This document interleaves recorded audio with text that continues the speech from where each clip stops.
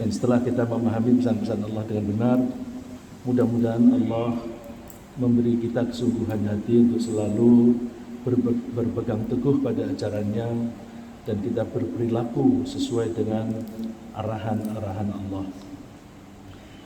Kita melanjutkan pembahasan kita mengenai surat Al-Ikhlas. Surat Al-Ikhlas diberi nama Al-Ikhlas meskipun di dalam surat itu tidak ada satu kata pun yang berasal dari kata Al-Ikhlas. Al-Ikhlas berarti memurnikan, artinya kita mesti memurnikan bertuhan kepada Allah. Kita menyebut memurnikan hanya kepada Allah itu dengan istilah mengesakan Allah. Jadi kita mengabdi kepada Allah, Allah yang Maha Esa, tidak kepada yang lain. Surat ini terdiri dari 4 ayat saja. Ayat yang pertama menunjukkan keesaan Allah sebagai zat yang diabdi, zat yang ditaati, zat yang digantungi kepadanya, yang kita bergantung hanya kepadanya. Maka kita mesti melakukan apapun hanya untuk Allah, karena Allah.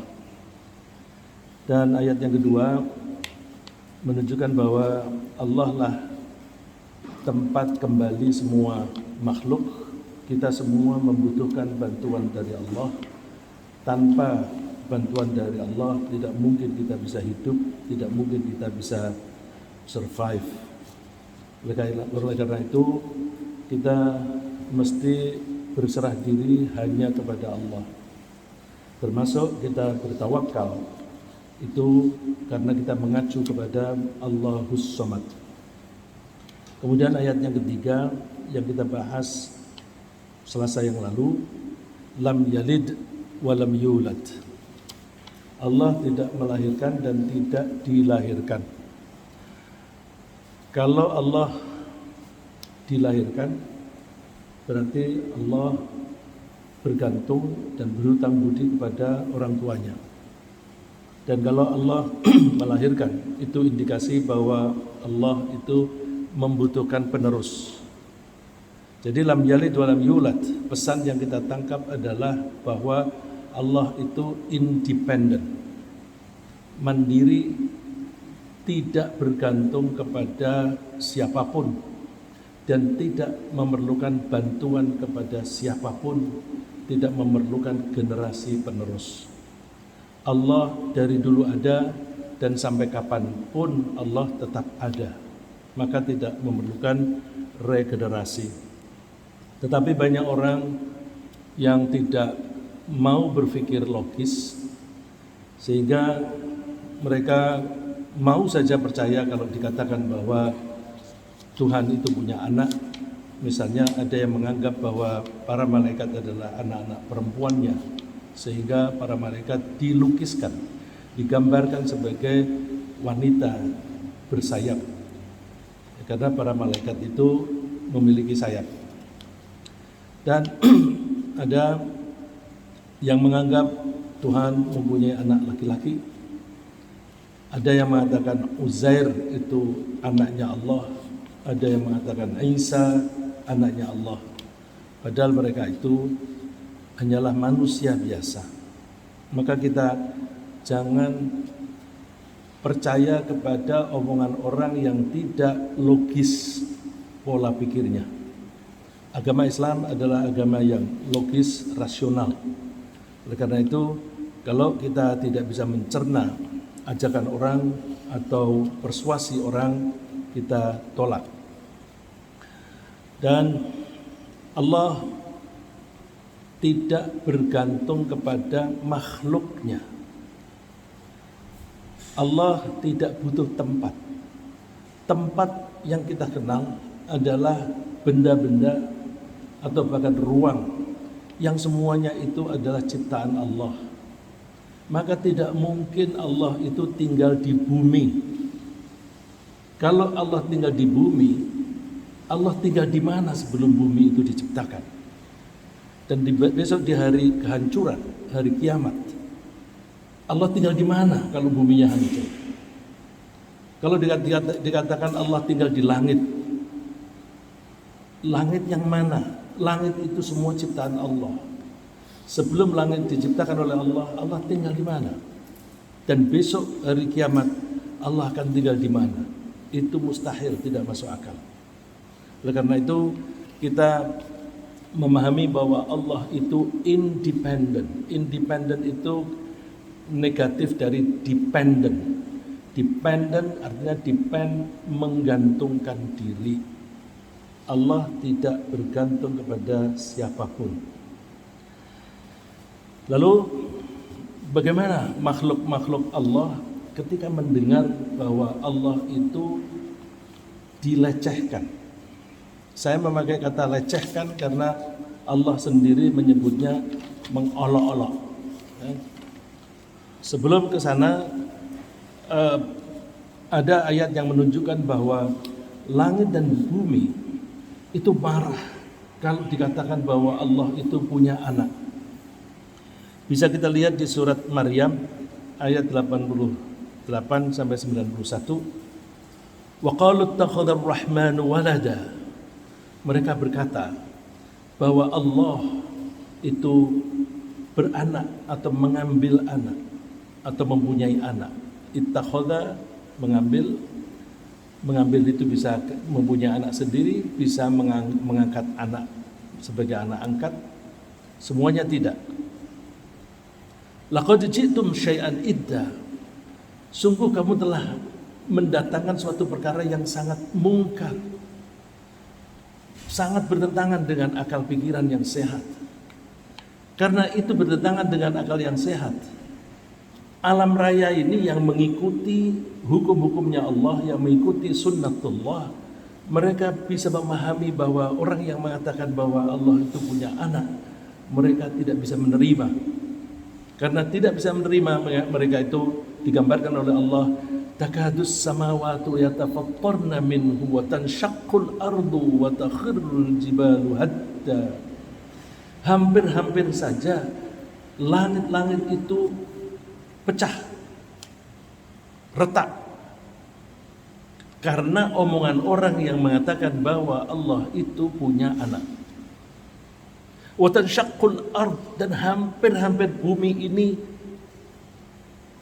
terbelah, insyaqqa, terbelah. Wa takhirrul jibalu hadda, dan hampir-hampir gunung-gunung itu runtuh. Kenapa? Anda'u lirrahmani walada, karena mereka menuduh bahwa Allah yang Maha Rahman itu mempunyai anak.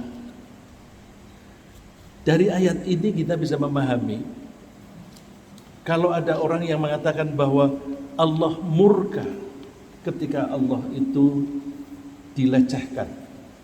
Dilecehkan karena dianggap mempunyai anak, dilecehkan dianggap Allah itu membutuhkan regenerasi dan sebagainya. Maka alam-alam ini marah. Marahnya mereka itu, mereka ingin menghancurkan diri sendiri. Langit menjadi pecah, bumi terbelah dan sebagainya. Oleh karena itu kita bisa memahami kalau misalnya di suatu daerah ada bencana alam, itu ada kaitannya dengan penduduk yang zalim. Allah berfirman bahwa Allah tidak akan menghancurkan suatu daerah kecuali daerah itu penduduknya zalim. Kita bisa membaca misalnya di surat Al-Isra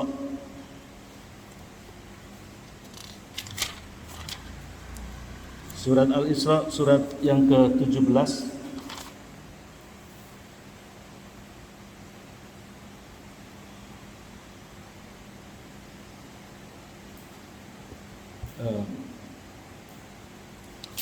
bahwa ketika Allah akan menghancurkan suatu daerah, maka Allah mengizinkan atau membiarkan penduduknya melakukan pelanggaran-pelanggaran.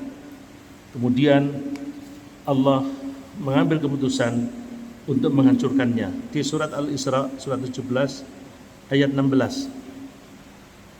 Wa idza aradna an nuhlika qaryatan amarna mutrafiha fafasaqu fiha fahaqqa 'alaiha al-qawlu fadammarnaha tadmira. Ketika kami menghendaki, kami di sini Allah, ketika kami menghendaki akan menghancurkan suatu negeri, maka kami biarkan penduduknya yang suka berlebih-lebihan. Mutrafiha, orang penduduk yang suka bermewah-mewah. Jadi di sini dikatakan mutrafiha, perilaku orang yang bermewah-mewah itu mempengaruhi selamat dan tidaknya penduduk. Fafasaqu fiha, maka orang-orang yang suka bermewah-mewah itu berbuat fasik. Fasik itu artinya suka melanggar ketentuan-ketentuan Allah. Allah melarang tidak boleh mencuri, mereka mencuri. Korupsi itu mencuri. Kalau mereka mencuri, berarti mereka itu menantang Allah. Kenapa menantang Allah? Allah melarang sesuatu tetapi mereka melanggar. Berarti mereka menganggap mereka berani menghadapi Allah. Fahaqqa 'alaihal qaul. Karena mereka itu banyak melanggar, kemudian jatuhlah vonis. Al-qaul, letter luck-nya ucapan. Saya menyebut vonis. Vonis dalam bahasa Inggris namanya sentence. Sentence itu kalimat. Dalam bahasa Arab al-qaul, ucapan. Jadi kalau ini kita artikan sebagai sentence, kita bahasa Indonesia akan menjadi vonis, itu dekat artinya. Fahaqqa 'alaihal qaul, maka layaklah vonis. Apa vonisnya? Fadammarnahum tadmira, kami hancurkan mereka sehancur-hancurnya. Pertanyaannya, siapakah orang-orang yang disebut mutrafiha? Orang yang suka bermewah-mewah. Orang yang suka bermewah-mewah itu orang yang mendapatkan uang dengan gampang dalam jumlah banyak. Siapa itu? Biasanya suatu negeri dimanapun yang paling gampang memperoleh harta, mengumpulkan dalam jumlah banyak dalam waktu singkat adalah para pejabat yang berkolusi dengan para pengusaha. Kita saksikan tidak hanya di Indonesia, di mana saja. Jadi saya tidak berbicara konteks Indonesia saja, tapi ini konteks secara umum. Karena mereka memperoleh harta dalam jumlah banyak dengan cara yang mudah, maka mereka menggunakan harta itu berfoya-foya tanpa malu. Karena apa? Gaji mereka itu tidak bisa dipakai untuk membeli rumah yang mewah, yang besar, tapi mereka membeli dan tinggal di rumah itu dengan mobil-mobil yang mewah. Itu kan bukti bahwa mereka itu tidak malu. Ya karena mereka ingin menikmati hasil itu. Dan karena mereka memperoleh harta itu dengan mudah, maka dengan mudah pula mereka itu membelanjakan harta itu. Membelanjakan untuk apa? Untuk apa saja? Untuk dalam rangka memenuhi selera mereka. Misalnya, kalau mereka tidak suka kepada orang-orang yang menghalang-halangi mereka berbuat curang, maka mereka tega memenjarakan mereka dan tega membunuh mereka. Kita setiap tahun ada laporan dari Asosiasi Wartawan Internasional. Dalam satu tahun selalu saja ada banyak wartawan yang mati dibunuh. Karena apa? Mereka mengkritik penguasa. Kita tidak lupa beberapa saat yang lalu ada seorang wartawan yang tinggal di Amerika, ketika berada di Turki dia hilang di sana, mati. Ya. Jadi karena apa? Penguasa tidak mau diganggu, tidak mau diganggu. Demikian pula orang-orang yang bekerja sama dengan mereka dalam hal melakukan kecurangan juga tidak mau diganggu. Oleh karena itu kita mesti hati-hati, jangan sampai penduduk negeri kita banyak berbuat durhaka. Kalau kita mengatakan bahwa yang durhaka itu kan mutrofiha, orang yang bermewah-mewah. Ketika seperti itu, maka Allah menghancurkannya itu bukan hanya mereka yang bermewah-mewah saja. Seperti yang disebutkan di surat Al-Isra tadi, fahaqqa 'alaiha al-qawlu fadammarnaha tadmira. Maka pantaslah kalau suatu sentence, suatu vonis dijatuhkan sehingga Allah menghancurkan negeri itu sehancur-hancurnya. Ini berarti yang kena imbas kehancuran itu tidak hanya orang-orang yang melakukan pelanggaran. Di ayat yang lain Allah menyebutkan wattaqu fitnatan allati la tusibanna alladziina zalamu minkum khassah. Jagalah dirimu terhadap bencana yang menimpa tidak hanya yang zalim saja, tapi orang yang tidak zalim juga tertimpa. Seperti misalnya banjir. Banjir yang besar itu bencana. Siapa yang melakukan kesalahan? Orang-orang yang menebang pohon di pegunungan, orang-orang yang membangun villa-villa di tempat-tempat yang seharusnya menjadi water catchment, dan orang-orang yang membuang sampah seenaknya di sungai. Tapi yang kena banjir tidak hanya mereka, malah kadang-kadang mereka selamat, yang terkena yang lain. Apakah itu artinya orang Allah itu zalim? Allah mengatakan bahwa ketika kami menghancurkan suatu negeri, itu dikarenakan mereka sendiri yang zalim dan Allah tidak zalim sama sekali. Lalu di mana kesalahan orang-orang atau rakyat yang tidak ikut-ikut bermewah? Kesalahannya mereka diam saja. Karena Allah mewajibkan kita untuk saling menasihati. Wa tawassaw bil haqqi wa tawassaw bis sabr. Sudah tahu orang-orang itu maling besar-besaran, kenapa kamu diam saja? Sudah tahu orang-orang itu pada tidak adil, memperlakukan masyarakat, memperlakukan rakyat, kok kamu diam saja? Maka orang-orang yang diam juga ikut kena akibatnya, mereka ikut kena hukuman.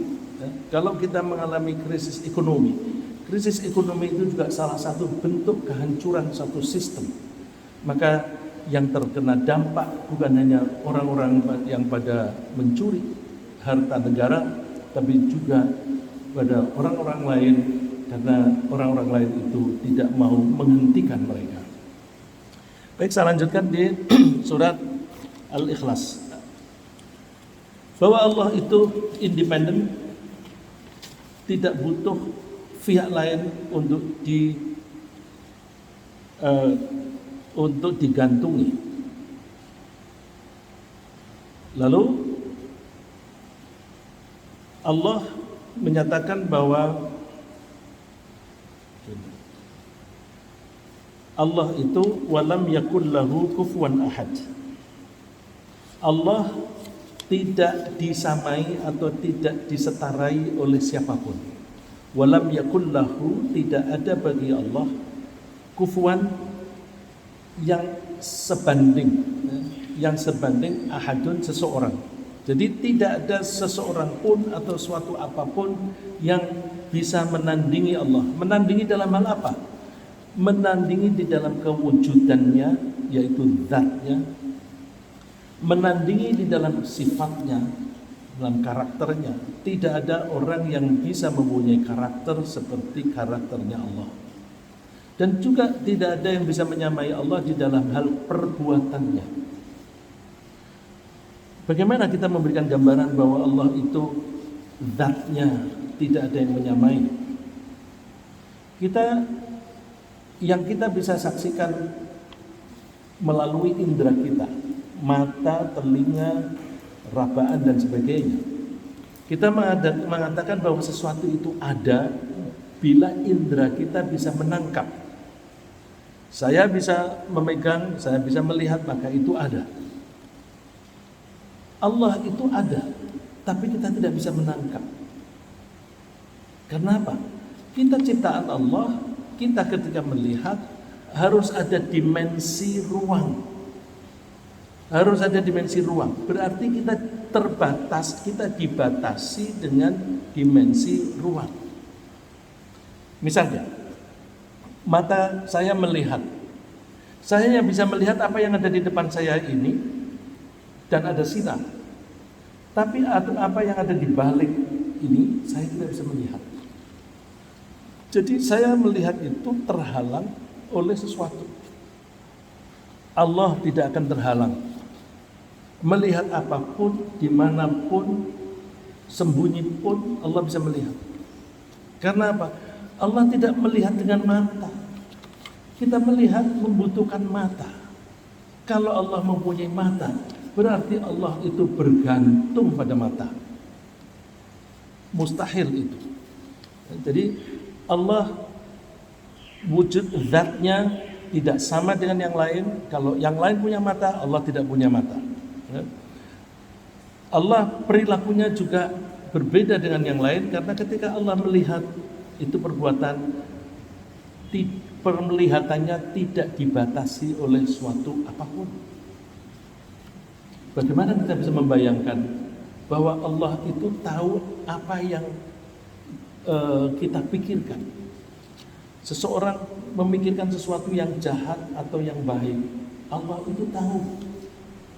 Padahal itu kan tidak bisa dilihat, tidak bisa didengar. Tapi Allah mengetahui. Allah mengetahui ma tuwaswisu bihi nafsu. Mengetahui apa yang dibisikkan oleh dirinya sendiri. Kalau kita membisikkan pada diri sendiri, itu kan berkecamuk di pikiran kita atau berkecamuk di hati kita. Allah tahu. Dan Allah pun tahu, misalnya ada orang matanya dan hatinya berbeda. Mata dan pikiran berbeda. Bagaimana itu? Misalnya di depan saya ini ada wanita cantik. Saya menikmati kecantikannya itu. Kemudian saya ingin melihat, saya pura-pura melihat audiens secara rata. Kanan ke kiri, supaya nanti saya melewati wanita yang cantik itu. Nanti dari sana ke sana. Orang menganggap saya ini pembicara yang baik karena memperhatikan semua audiens. Padahal di hati saya, aku ingin melihat wanita yang cantik itu. Allah menyebutnya ya'lamu kha'inatal a'yun wa ma tukhfis sudur. Allah mengetahui tipu daya mata. Matanya berbuat baik, tapi hatinya jahat. Jadi kalau ada orang omongannya begitu baik kepada orang lain, memikirkan rakyat, tetapi kemudian perbuatannya menyengsarakan rakyat, misalnya, tahu Allah.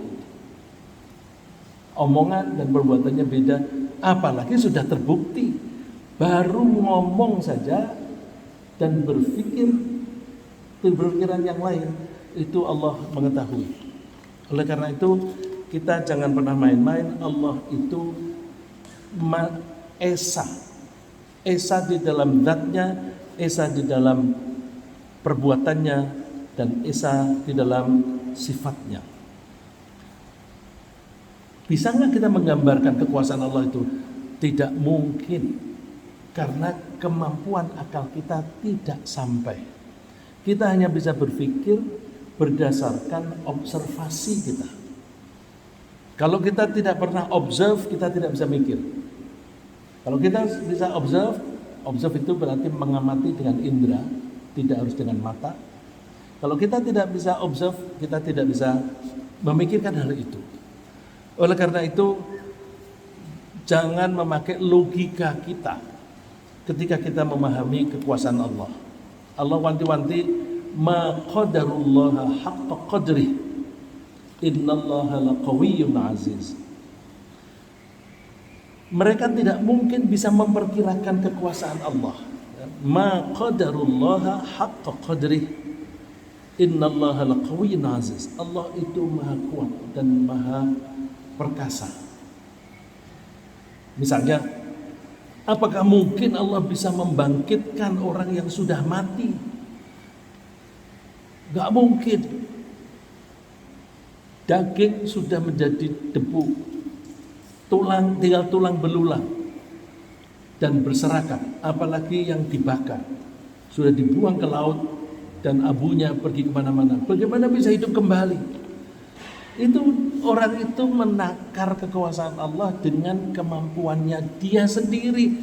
Tidak mungkin, dia tidak bisa membayangkan bahwa hal barang-barang yang berserakan itu bisa dikumpulkan kembali. Oleh karena itu, ma qadarullah haqqa qadri. Mereka tidak bisa memperkirakan. Di sini dikatakan mengenal, ya. Tidak bisa mengenal Allah dengan sebenar-benarnya. Qadara itu bisa berarti berkuasa, bisa juga berarti mengukur. Emas kadarnya 24 karat. Yang diukur kontennya, ya. Konten emasnya sekian. Konten, ya. Seperti misalnya kalau kita beli Pertamax 92, itu kandungan oktannya, kadar oktannya. Jadi qadara bisa berarti memperkirakan.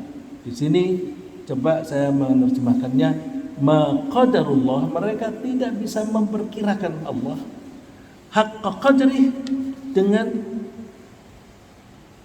qadri hinya tidak kembali kepada orang, tetapi hinya kembali kepada Allah. Kalau begitu qadr itu artinya kekuasaan. Mereka tidak bisa menakar kekuasaan Allah. Karena manusia mengukur biasanya dengan menggunakan dirinya sebagai perumpamaan. Ya.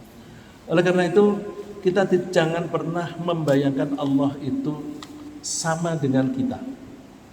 Allah berfirman di surat Asy-Syura ayat 11, Fatirus samawati wal ardh ja'ala lakum min anfusikum azwaja wa minal an'ami azwaja yadra'ukum fi laisa kamitslihi syai'. Ini intinya di situ. Laisa kamitslihi syai' wa huwas samiul basir. Allah adalah yang menciptakan langit dan bumi. Allah telah menjadikan kalian berpasang-pasangan. Demikian pula binatang ternak. Yadra'ukum fi, Allah membuat kalian beranak, berkembang biak. Lalu poin yang intinya di sini adalah laisa kamitslihi syai'.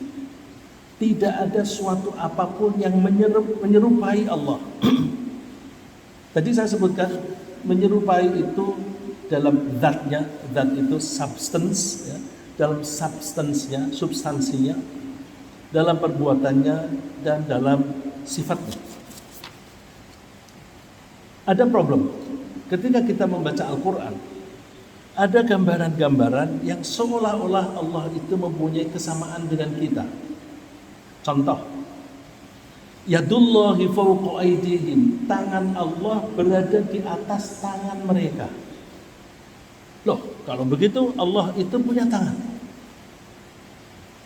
Ada lagi misalnya, Bani Israel itu digambarkan karena mereka itu suka melanggar ketentuan-ketentuan Allah. Allah menyebutnya waduribat alaihimudz dzillat wal maskanah. Mereka menjadi hina dan hina. Lalu waba'u bi ghadabin min Allah, mereka memperoleh murka dari Allah. Murka. Ada gambaran di situ Allah mempunyai sifat atau pekerjaan yang serupa dengan manusia, yaitu murka. Jadi kalau begitu, sama dong sifat Allah dengan manusia. Kita bisa murka, bisa marah, Allah bisa marah. Itu yang emosional. Juga misalnya, kita bisa melihat, dan Allah mempertanyakan, apakah kamu tidak melihat? Afala tubsirun, apakah kamu tidak bisa melihat? Kemudian Allah juga basir, Allah itu maha melihat. Sama. Apakah kita bisa mengartikan bahwa cara Allah melihat itu sama dengan kita? Tidak bisa.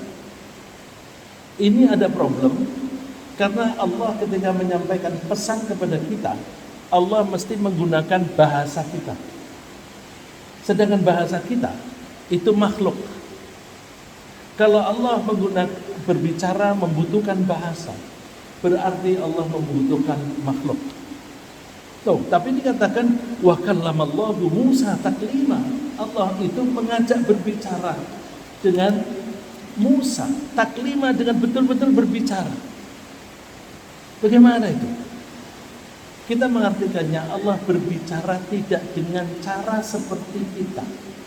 Kita berbicara dengan lesan, dengan suara dan sebagainya, atau dengan tulisan. Allah tidak membutuhkan itu. Lalu bagaimana Al-Quran? Al-Quran itu ketika menjadi firman Allah itu tidak pakai berbahasa, tapi ketika diturunkan itu berbahasa. Karena Al-Quran itu pesan yang harus disampaikan kepada manusia. Ada komunikasi antara communicator dan communicating. Communicator itu orang yang berbicara, communicating yang diajak berbicara. Kalau kita belajar ilmu komunikasi, maka antara communicator dan communicating harus ada kesamaan-kesamaan.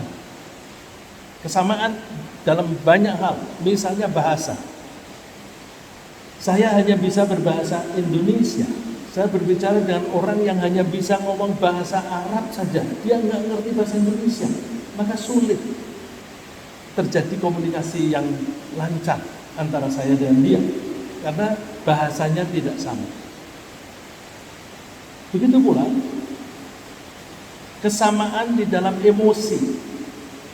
Dua orang, kalau yang satu sedang senang sekali, sedang gembira, yang satu sedang sedih, maka omongan orang yang sedang senang ini bisa ditangkap oleh orang yang sedang sedih sebagai meledek atau mencemoohkan. Jadi harus ada kesamaan-kesamaan. Oleh karena itu, ketika Allah menyampaikan pesan kepada manusia, Allah menggunakan kesamaan-kesamaan tadi, yaitu dengan mengutus manusia yang datang dari kelompok manusia itu sendiri, Nabi Muhammad SAW, untuk menyampaikan pesan kepada orang-orang yang berbahasa Arab.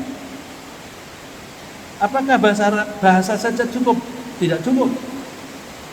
Kita berbahasa itu juga dilatar belakangi dengan budaya. Budaya masyarakat itu akan mempengaruhi bahasanya. Maka ketika Allah menggunakan bahasa Arab, itu satu perangkat berikut budayanya. Saya ambil contoh, tempoh hari sudah pernah saya sebut. Kalau orang Indonesia mengatakan orang itu panjang tangan. Panjang tangan artinya adalah suka mencuri. Tapi Rasulullah mengatakan di antara istri-istriku yang nanti masuk surga pertama adalah yang panjang tangannya. Yang panjang tangannya. Yang terjadi, habis itu Rasulullah pergi. Lalu para istri yang sedang berkumpul itu mengukur tangan masing-masing. Diukur, kemudian ketika Rasulullah bertemu dengan mereka kembali, mereka mengatakan bahwa Rasulullah, kami sudah mengukur tangan masing-masing. Tangan yang paling panjang adalah tangan Ibu Saudah, orangnya tinggi. Rasulullah mengatakan apa? Bukan itu maksudku. Orang yang panjang tangannya adalah orang yang suka memberi, yang suka bersedekah. Tuh, itu budaya orang yang suka bersedekah. Tangan panjang itu artinya yang suka bersedekah. Kalau di Indonesia, tangan panjang itu artinya yang suka mencuri. Jadi ketika kita memahami bahasa Al-Quran, kita harus juga memahami budayanya, sastranya, dan sebagainya. Artinya apa? Rasulullah ketika berkomunikasi itu tidak hanya menggunakan bahasa letterlek harfiah, literary, tidak hanya yang harfiah saja, tapi menggunakan kias. Kias. Apakah Al-Quran memakai kias? Iya. Karena di dalam budaya kita, manusia dan budaya Arab, ada kias. Maka kias itu juga dipakai. Tapi kita harus hati-hati ketika kita menerjemahkan Al-Quran dan hadis, kita usahakan menerjemahkan sedapat mungkin secara harfiah. Jangan dikias. Kecuali kalau ada pertentangan antara satu ayat dengan ayat yang lain, maka harus dicari cara yang ada di dalam bahasa Arab itu, yang itu kias. Dalam bahasa Arab istilahnya isti'arah. Adakah Al-Quran itu kata-kata kias? Banyak. Ya. Kalau kita pedomannya, kalau kita bisa mengartikan secara harfiah, harus secara harfiah. Tapi kalau kita terjemahkan secara harfiah, bertentangan dengan ayat yang lain, kita kompromikan dengan pemahaman antara lain dengan menggunakan sastra Arab atau balaghah. Saya tunjukkan ayat yang ada di dalam Al-Quran yang memakai kias. Kembali di surat Al-Isra. Di Al-Isra itu Allah menyebut wala taj'al yadaka maghlulatan ila 'unuqik. Surat Al-Isra ayat 29. Al-Isra 29. Wala taj'al yadaka maghlulah. Kamu jangan menjadikan tanganmu itu terbelenggu di lehermu. Jadi jangan kamu membelenggu tanganmu di leher. Wala tabsumha kullal basti, dan jangan kamu beberkan tanganmu itu sebeber-bebernya, seluas-luasnya. Fataq'uda maluman mahsura. Kalau kamu melakukan itu, apakah kamu membelenggu atau membeberkan, kamu akan menjadi hina dan menyesal. Apakah kita bisa menerjemahkan begini? Tidak, itu kias. Artinya kamu jangan pelit dan jangan terlalu murah hati. Sedekah ya sedekah, kasih. Tapi sedekah jangan terlalu sedikit dan jangan terlalu banyak. Begitu pula makan. Makan jangan terlalu sedikit, jangan terlalu banyak. Yang cukup sesuai dengan ukuran masing-masing. Jadi ini menunjukkan bahwa di dalam Al-Quran itu banyak kias. Isti'arah, asli isti'arah itu artinya meminjam. Jadi orang yang pelit itu diumpamakan tangan yang terbelenggu karena dia tidak bisa memberi. Kemudian orang yang memberi terlalu banyak itu nih sampai tangannya betul-betul terbuka. Itu bisa membuat kita tercela dan menyesal. Ya. Oleh karena itu, ketika kita membaca Al-Quran, mesti hati-hati, dicocokkan dengan, dipadukan dengan yang lain, karena walam yakul lahu kufuwan ahad. Walam yakul lahu kufuwan ahad. Tidak ada seseorang pun atau suatu apapun yang menyamai Allah. Ya, jangan kita menyamakan Allah. Contoh lain, yadullahi fawqa aydihim di surat Al-Fatah. Surat Al-Fatah itu disebutkan tangan Allah itu di atas tangan mereka.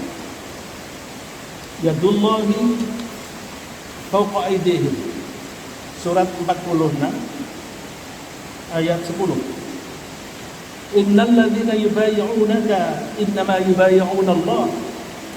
Orang-orang yang bersumpah denganmu, sebenarnya hakikatnya mereka juga bersumpah dengan Allah. Yadullahi fawqa aydihim. Tangan Allah berada di atas tangan mereka. Dikatakan tangan Allah, apakah Allah punya tangan? Kalau orang mengatakan Allah punya tangan, berarti orang itu menganggap Allah itu punya badan. Kalau menganggap Allah punya badan, itu berarti menganggap Allah sama dengan manusia yang punya badan. Karena menyamakan Allah dengan makhluk yang punya badan itu disebut tajsimiyah. Tajsimiyah dari kata jismun, jismun, badan. Jadi orang yang menganggap bahwa Allah punya tangan, dia telah melakukan tajsimiyah, menyamakan, menganggap Allah punya jisim. Kalau menyamakan Allah dengan makhluk yang punya jisim, maka itu musyrik. Karena itu bertentangan dengan walam yakul lahu kufuwan ahad. Allah tinggal di mana? Tsumma stawa 'alal 'arsy. Tinggal di arsy. Arsy itu makhluk. Kalau Allah tinggal di suatu makhluk, berarti Allah itu butuh makhluk. Kalau dia butuh makhluk, maka dia bertentangan dengan surat Al-Ikhlas. Maka kita memahaminya mesti memakai kias. Oleh karena itu mempelajari ilmu balaghah, ilmu sastra itu penting.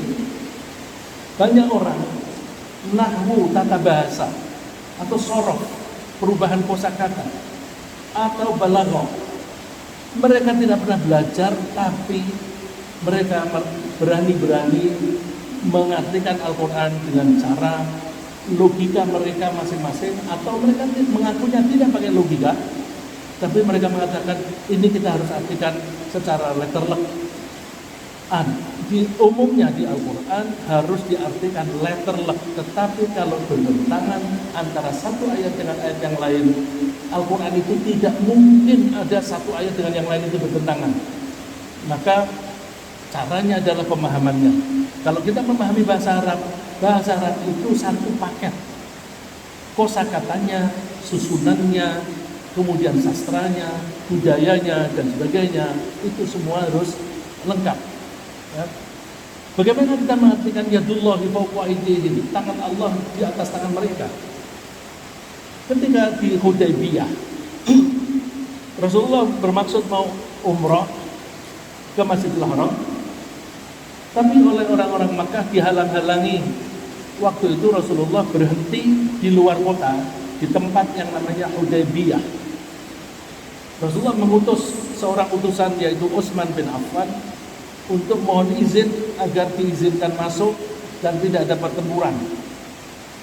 Tapi Utsman sampai 3 hari belum kembali.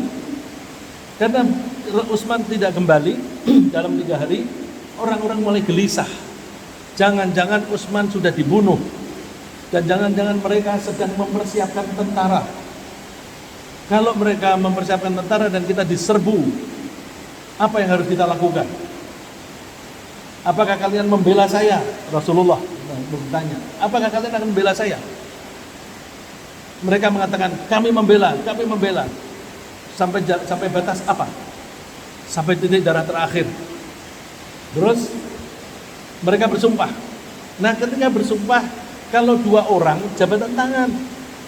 Tapi kalau larangnya banyak, nggak mungkin jabatan tangan. Maka caranya Rasulullah naruh tangan, yang lain naruh tangan di atasnya lagi. Jadi tangan yang paling bawah adalah tangan Rasulullah SAW. Dengan ayat ini di surat Al-Fatah, Allah memperingatkan, di atas tanganmu itu ada tangannya Allah ya. Di atas tanganmu ada tangannya Allah. Artinya apa ini?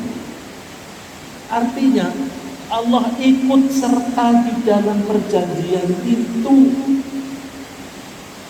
Jadi Allah bukan lalu terus punya tangannya ditaruh. Tidak. Nanti kalau tangannya ditaruh di sini, di sana tangannya gimana? Enggak nyampe ke sana. Ya, jadi itu diartikan kias, bahwa karena ini konteksnya adalah tangan ditumpuk-tumpuk, di bawah sendiri itu tangan Rasulullah. Hati-hati ya, kamu ketika bersumpah itu Allah ikut serta di dalam sumpah itu. Ibaratnya Allah naruh tangan di paling atas ya. Jadi kita menerjemahkan atau mengartikan walam yakul lahu kufuwan ahad, itu bahwa Allah tidak ada yang menyerupainya. Kalau ada hadis atau ayat yang kalau kita artikan letterlek bertentangan dengan ayat yang lain, maka dikompromikan, antara lain adalah dengan kias. Rasulullah sendiri mengajari kias dengan cara itu tadi, yang tangan panjang. Tapi kalau diartikan letterlek tidak jadi masalah, jangan dijadikan kias. Saya tunjukkan di Al-Quran yang kebanyakan yang kita pegang itu memakai kias. Alhaakumut takatsur hatta zurtumul maqabir. Akan menghancurkan kamu berlomba-lomba di dalam mengumpulkan harta, berlomba-lomba di dalam kekuasaan dan sebagainya, berbanyak-banyakan pendukung dalam politik. Hatta zurtumul maqabir. Zurtum itu artinya ziarah. Zaro yazuru ziarah. Ziarah itu apa? Nengok, mengunjungi. Zurtum, mengunjungi. Tapi kenapa seringkali diartikan mati? Sampai kamu mengunjungi kuburan. Kok diartikan masuk? Masuk kuburan itu artinya kamu mati. Kalau sudah mati, kita tidak bisa mengambil pelajaran. Kita pergi ke kuburan harus bisa mendapatkan pelajaran. Apa itu? Suatu saat aku mati. Orang yang sekarang berbuat semena-mena itu umumnya karena mereka tidak sadar bahwa mereka suatu saat akan mati, bahwa mereka suatu saat akan dibalas oleh Allah. Mereka tidak sadar. Caranya gimana? Ziarah kubur. Ya? Karena kalau nggak begitu, alhaakumut takatsur, kamu mengumpulkan harta banyak-banyak, mengumpulkan pendukung banyak-banyak, sampai rakyat atau wakil rakyat itu betul-betul mayoritas gemuk. Hati-hati ya. Hatta zurtumul maqabir, sampai kamu mau nengok kubur, bahwa kamu suatu saat akan mati. Kalau dikatakan sampai kamu sendiri mati, nggak ada pelajaran, sudah mati. Ini pelajaran. Al-Quran itu hidayah, petunjuk. Lihat kuburan, suatu saat kamu mati akan seperti itu. Jangan berbuat semena-mena. Ya. Ini ketika diartikan secara harfiah tidak ada bertentangan dengan hadis lain, tidak ada bertentangan dengan Quran. Maka jangan dibikin kias. Artikan apa adanya. Ya. Hati-hati yang sering kita nengok kubur, nengok ya, bukan lalu minta restu ke kuburan. Jangan disalahartikan. Nengok itu kalau nggak sempat, ya udah ketika kita lewat layur lihat ke sisi kuburan. Kalau jalan kaki, misalnya pagi-pagi sambil mengatakan assalamualaikum ya ahlal kubur. Rasulullah biasa kalau lewat kubur mengatakan salam, assalamualaikum ya ahlal kubur. Kalimat berikutnya, antum qaddamtumuna, kamu telah mendahului kami. Wa nahnu insyaallah lalahiqun, kami nanti akan menyusul kamu. Artinya aku besok juga mati seperti kamu. Gitu. Jadi zurtumul maqabir sejalan dengan salamnya Rasulullah sallallahu alaihi wasallam. Jangan dibelokkan menjadi sampai kamu mati. Enggak ada pelajaran di situ. Ya. Jadi walam yakul lahu kufuwan ahad. Tidak ada yang sama dengan Allah. Itu ketika kita mempelajari Al-Qur'an dan hadis, kita usahakan kita terjemahkan letterlek apa adanya, kecuali bila ada bertentangan dengan ayat-ayat lain atau dengan hadis yang lain, maka kita mencari jalan kompromi antara lain dengan kias. Saya kira sementara begitu, mudah-mudahan apa yang saya sampaikan pagi ini bermanfaat. Terima kasih.